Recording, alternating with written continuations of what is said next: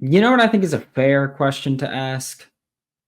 Will the Florida Gators win any games for the rest of the season?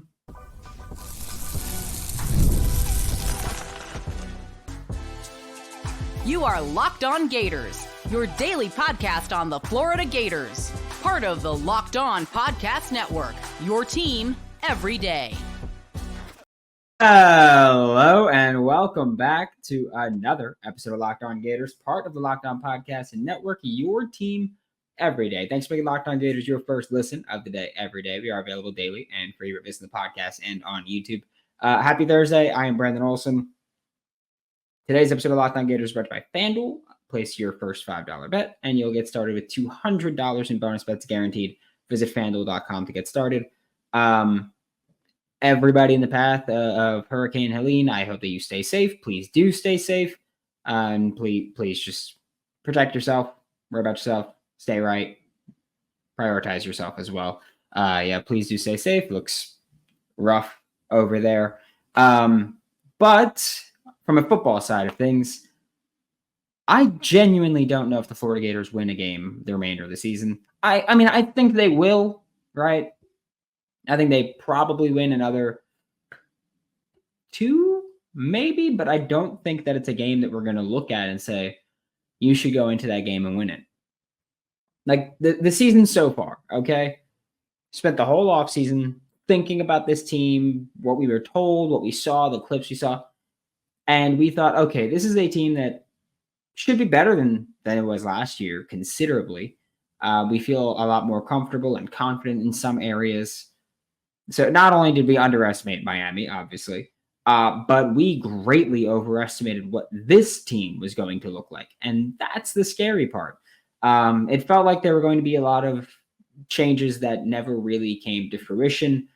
The offensive line, still not perfect. Again, improved, but still not perfect. Offensive play calling, definitely still not perfect. Defense, still definitely not perfect. That's been a major letdown so far. The entire team, really, this entire first 4 games of the season has been an entire letdown. That Miami game, a 41-17 loss in the most embarrassing fashion possible in front of the nation and in front of your own recruits. Ugly stuff. Then you go out and you blow out Samford. And it's like, yeah, great. You blew him out. That's what you were supposed to do. And it's nice to see you do what you're supposed to do. But still tough to wipe the 41-17 loss out of our minds there because you beat an FCS team. So it's like great to get in the win column. Tough to mark off that loss. And then, of course, horrendous loss to Texas A&M. I mean, just it was predictable, and it was worse than the 33-20 score indicates. Like 33-20 as a score indicates, they were fighting till the end, and they really weren't. With Texas A&M, they stopped throwing the ball in the third quarter. They didn't attempt a pass after that, and they didn't need to.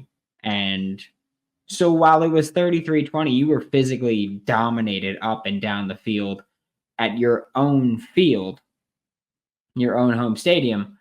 And it was just, again, an embarrassing performance again. So back to just feeling horrible about things. You go to Mississippi State, you get a road win, which, under Billy Napier has been far and few between. Now 3-8 on the road, if I'm not mistaken. First year, he only beat Texas A&M on the road. Second year was South Carolina. Last year, the comeback win. And then Mississippi State on the road this year. So far, you're undefeated on the road, so that's great. But this is a team that has not exactly established confidence in the fan base, hasn't given anybody confidence in Billy Napier and his ability to lead the program. And while we're on that subject,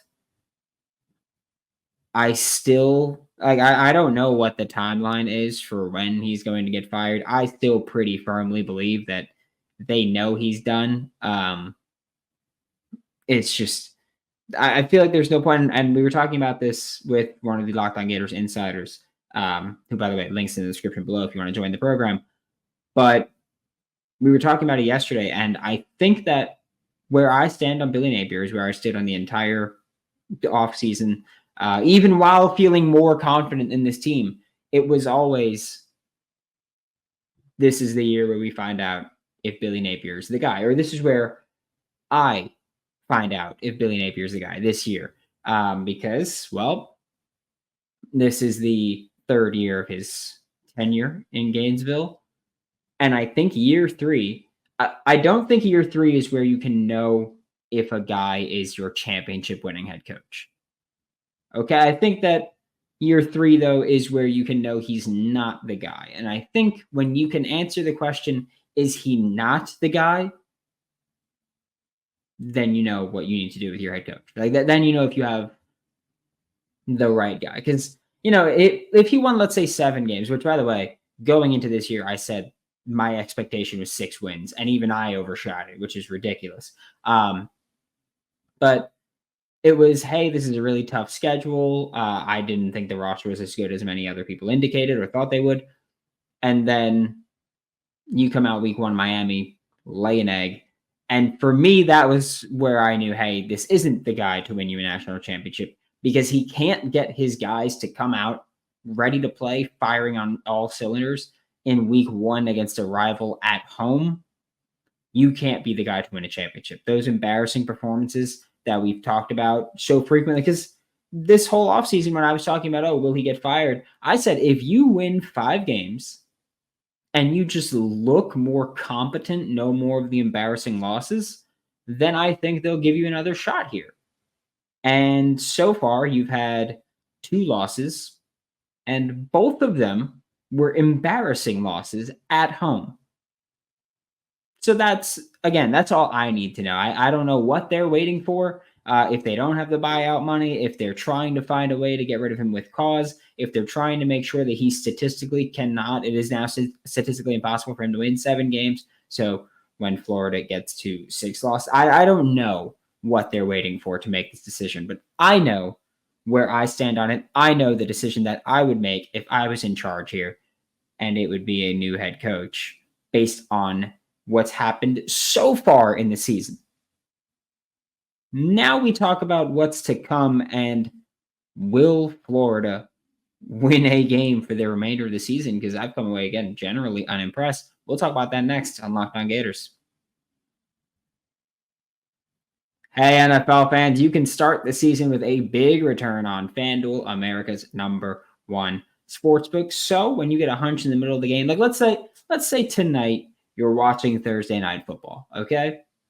And Malik Neighbors, the New York Giants, he's just getting targeted a ton, right? He's got 4 targets in the first 2 drives. He's got 3 catches on the first 2 drives. And you go, okay, he's getting the ball in catchable positions, whatever it may be, right? You can just live bet next drive to catch a pass to Malik Neighbors. I do that every primetime game, especially once there starts to be a team separating. And I'm like, okay, this team needs to throw. Probably going to be soft coverage. I'm going to bet a running back catches a pass or a slot receiver catches a pass. Just saying, it's a fun way to pass the time and add some more excitement to your primetime games. You'll get started with $200 in bonus bets guaranteed when you place your first $5 bet. That's FanDuel.com. Thanks for making Locked On Gators your first listen of the day, every day. We are available daily and free wherever you listen to podcasts and on YouTube. And I genuinely don't know if the Florida Gators are going to win another game this season. Again, like I said, I think they will. I think they'll win another 2 probably, unless they make some drastic change, which I have no confidence in this coaching staff right now, which is why I'm sorry if I sound like I'm being a downer. I just have no confidence in this coaching staff. I'm not trying to be pessimistic. I'm not trying to be a jerk about, oh, fire Billy. It's just that I've gotten to the point where I have no confidence and no faith in this coaching staff to successfully string things together anymore.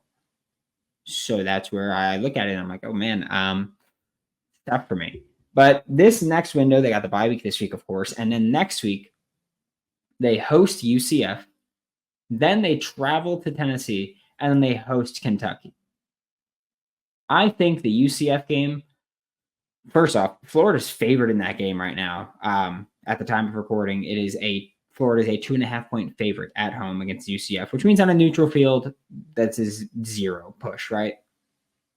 Because generally you give home team 3 points. I think you could argue Florida gets 4, so you could even argue that if this is neutral site, then UCF would be favored.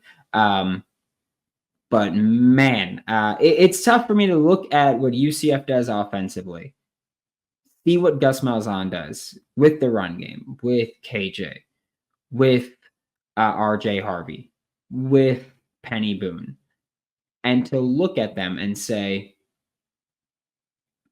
yeah, I trust this defense to stop that rushing attack, because they've given no indication that they're capable of doing that.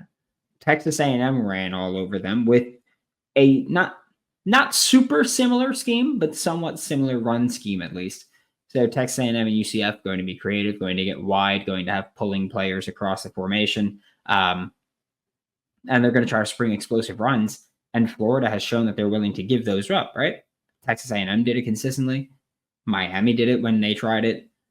Mississippi State consistently picked up chunk yardage against you in the run game. And they're terrible at running the ball. And they did it, again, consistently against you. It leads for genuine cause for concern when you look at UCF. I believe right now is leading the entire country in rushing yards per game. You look at UCF and you look at what Florida's done defensively. There's really not a lot of confidence in Florida's going to win this game. Again, in my opinion, that's how I feel about it, just looking at how these schemes match up, right? I think that when you watch UCF play, they want to run the ball, and they're going to do it in a creative way. So far this season, they have 376 rushing yards per game right now. That, by the way, is including like the quarterback sack loss of rushing yards. They've got 376 rushing yards per game and 6.8 yards per carry. They are averaging 4.3 rushing touchdowns per game. Like, this is a team that can just pummel people. They create explosive gains. They are effective. I don't know why Florida's favored in this. I think Florida's going to lose this game, and I think it's going to be bad, honestly. I am, as wild as it sounds, I'm less confident in Florida beating UCF than I am in them beating Tennessee. Like that's how much I think this run game is going to destroy Florida. Talking about going to Tennessee, Billy Napier, when Florida went to Tennessee in 2022, had his guys ready to play. And we'll add the asterisk here of any given time Billy Napier can get fired, and I don't think it would surprise anybody. So we'll just add that in. And this could make a whole bunch of this null and void, essentially. But Billy Napier in 2022 had these guys ready to go into Tennessee and play one hell of a game against a better Tennessee team. Now, as in Tennessee was better than them in 2022, I think Tennessee this year is obviously better than their 2022 team. Now you've got to get these guys fired up to go to Tennessee when you are at best 3-2. There's still rumors of people wanting you fired, right? There's still that social calling for, even if you are 3-2 at this time, against a top, at the time, 5 Tennessee team in the country. And I think the way you defended Mississippi State gives me less confidence in your ability to go to Tennessee here, honestly. Just because I feel like you could have defended Mississippi State in a similar way that you defended Tennessee last year, which I figured, Austin Armstrong's not the defensive play caller this year, but he is the one that coached one hell of a game against Tennessee last year. Maybe he can have an impact in that Mississippi State game. Didn't look like he did, which gives me little confidence that they'll do that against Tennessee as well, defending that Bryles spread style, which Jeff Lebby adapted, I guess, with his 12 personnel usage, but still that Art Bryles spread,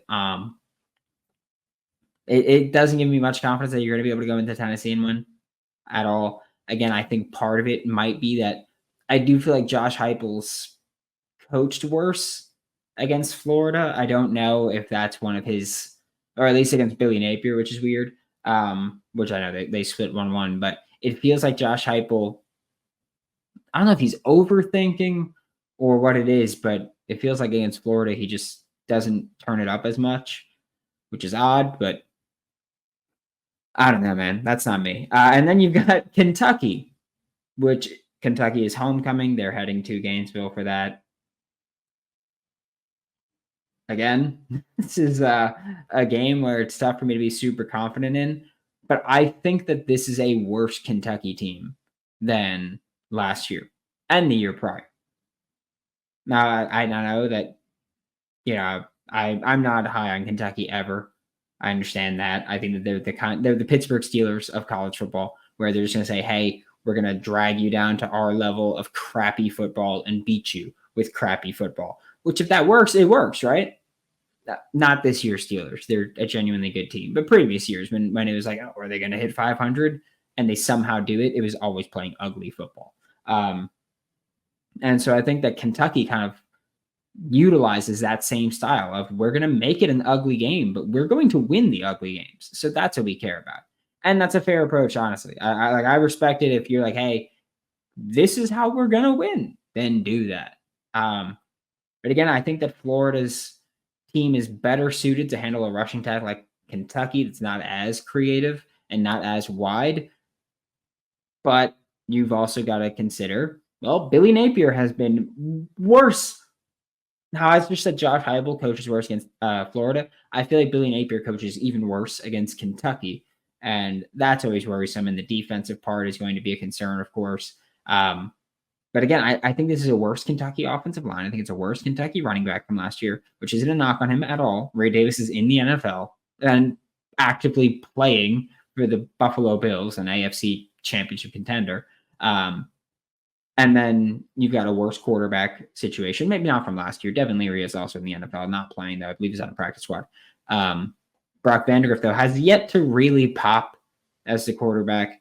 I think that the Georgia game was more of Georgia playing down and Kentucky kind of playing the we're going to drag you down to this level. But I think Florida, your most likely winnable games, Kentucky in that stretch, or Kentucky, probably Tennessee and UCF. And I don't think, and again, that's not me saying Tennessee is worse than UCF. That's me saying I think matchup-wise, UCF will be better against Florida. I think that if you have Austin Armstrong actually contribute to the defense against Tennessee, you've got a pretty good chance. He kind of put them in a box last year.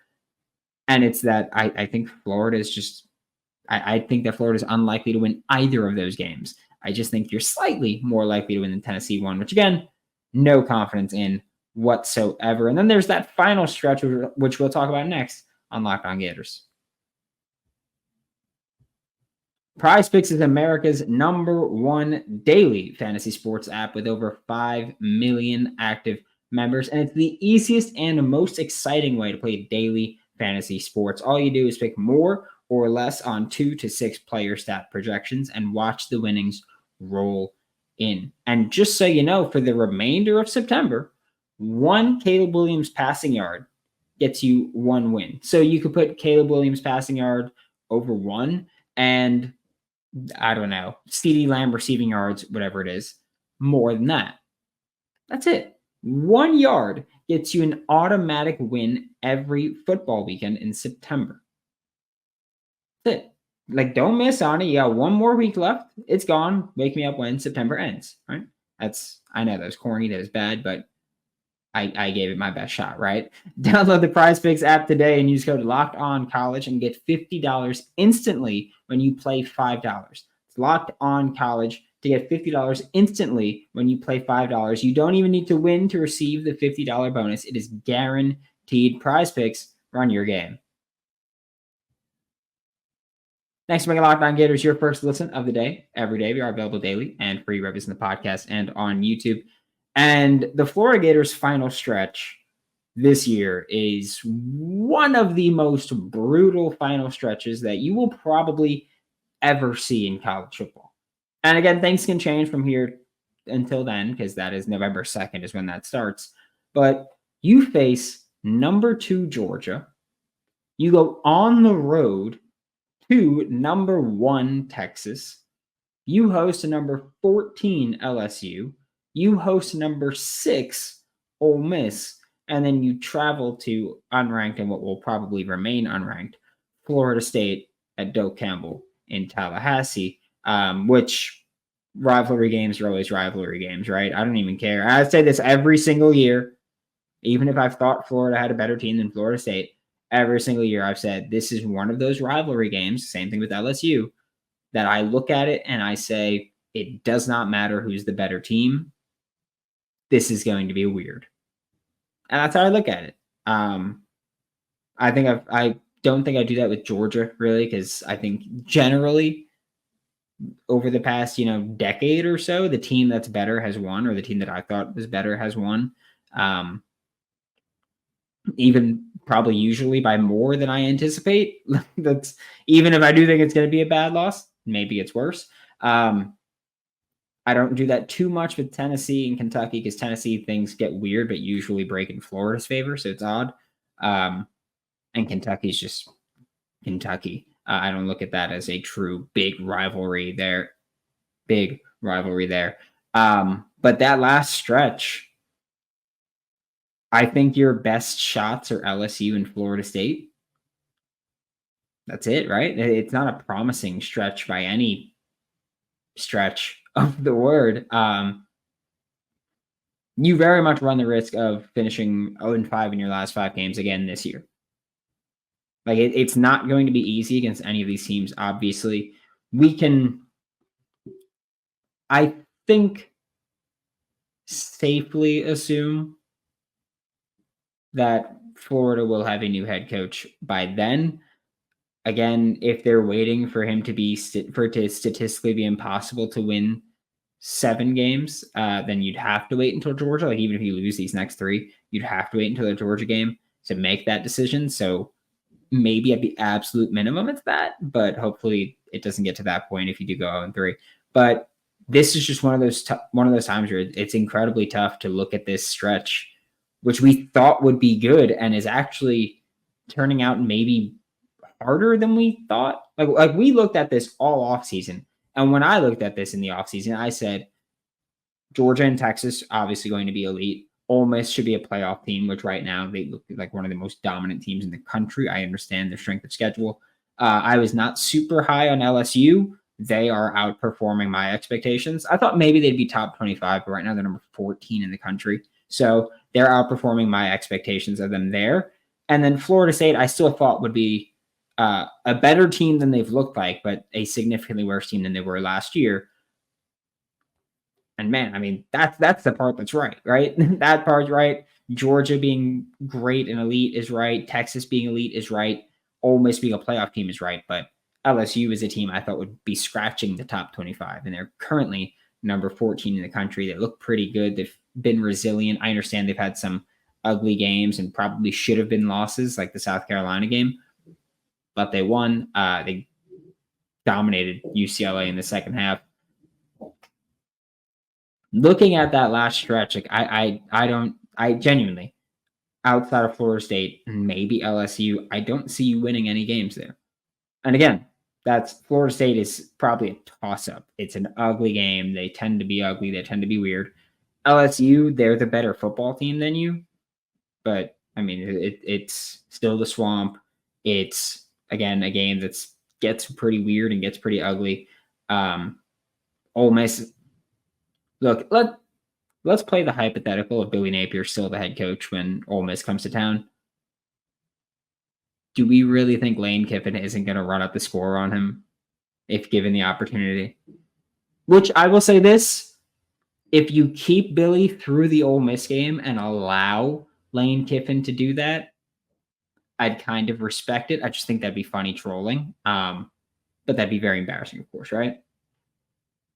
So looking at those games, I don't see you winning a game outside of Florida State. Again, I think LSU's the next most likely winnable game, but I think that they're clearly the better team than you. And I think Florida State's the only one that's even close to a 50-50 toss-up. So basically what I'm saying is that I think there are very few winnable games remaining for this team. And again, so much of that is dependent on my faith in the coaching staff being virtually non-existent at this point. It's ugly.